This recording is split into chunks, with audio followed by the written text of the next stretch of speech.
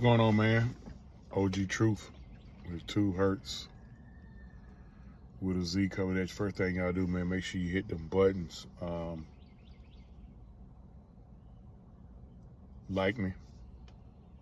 If you like me enough, share me. Do you mind sharing me? And once I'm shared to you, subscribe to me.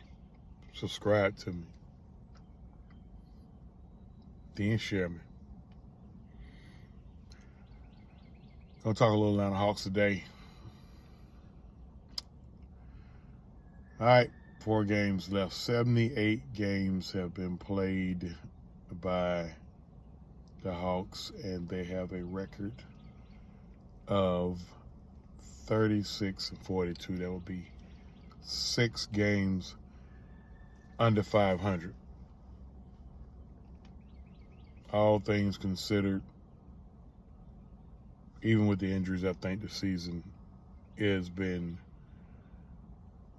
not a major, not a colossal, not going to exaggerate like that, but I think the season has been a disappointment.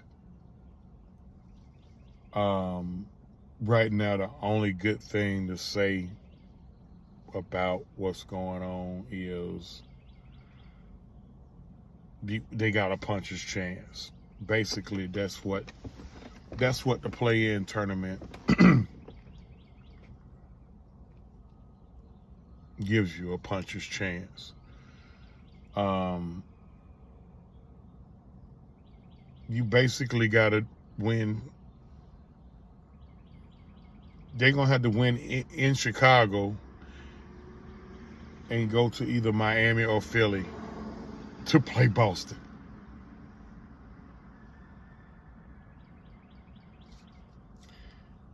They're going to have to win in Chicago unless we leapfrog Chicago, and that's an unlikely scenario because their last 4 games, they got the Knicks, 2 with the Knicks, one the next game, which is probably tonight.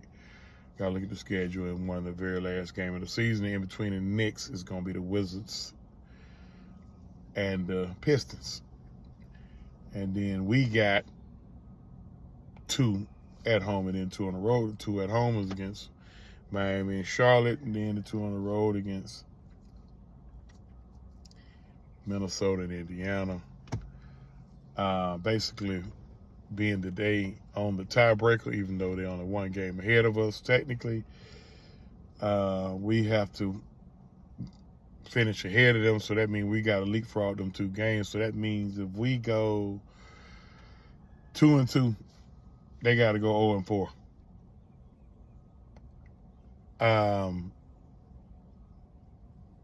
If we go 3-1, they got to go 1-3.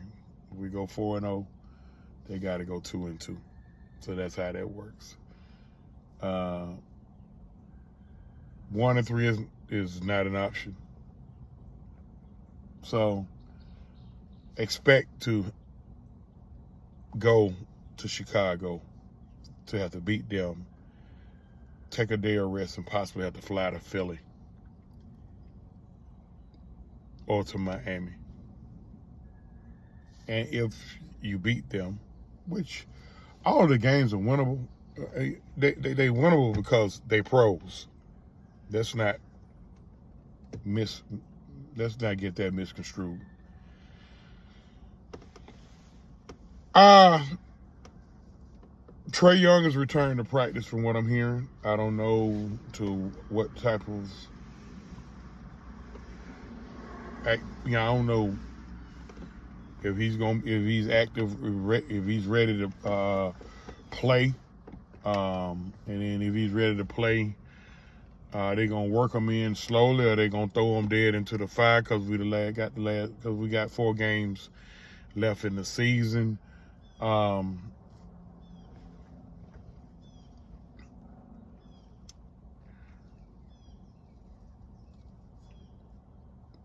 That's a tough one because you would think a guy that you got that much. I'm speaking from a business standpoint. I'm taking the fan out of me. think a lot of y'all know how I feel, the fan in me feel. But from a business perspective, you would think a guy like that that the organization or the franchise that invested so much into, you probably just have him sit out and start fresh next year. With that being said, Trey a competitor, and he probably been chomping at the bit to get out there. So I ain't gonna go into what needs to happen when he get out there and all that old shit there. We talk enough about that in the sports groups. By the way, shout out to New Pack City, started by Jamal Price. Shout out to ATL Home Court, started by the homie Brandon Richardson. Those are the two groups on Facebook that I talk Atlanta Hawks about. Now, from a realistic standpoint, it's going to be tough for the Hawks to get into a 7-game series. And if that is the case, I want to just touch on one thing moving forward. We gave it a try. The 2-point guard system doesn't work here. I can't get into where else it works at. But it doesn't work here. All right. Fuck Cleveland. I don't care. It doesn't work here. And they got to split that up. One of them guys need to be moved, period. Now, we can sit up here and have a whole Mexican standoff pissing contest, Johnson holding contest or whatever about who would need to be and why who need to go. We could do all that till we blue in the face. But if anybody is around here thinking that it's going to work as currently constructed with them two in the backcourt that's starting together, if you think it's going to work, I'm going to have to really, really, really pray for you, because it's not working. And if you could take your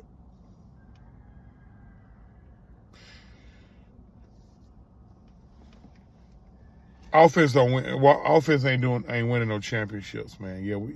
We could listen. We had a game this year, ironically, against the Indiana Pacers, who's our last game of the season. We had a game this year where we scored 152 points and lost in 4 quarters. 152 points in 4 quarters, and we lost. Oh, did that game go in overtime? I gotta check. But I think that game was only in 4 quarters, and lost the game.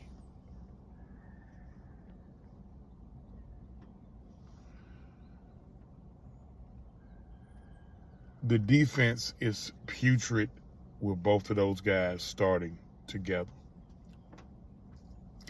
Again, if you want to sit up here and have your take on whose fault it is, why is whose fault it is, blame the other players or whatever the case, hey, go ahead, have at it.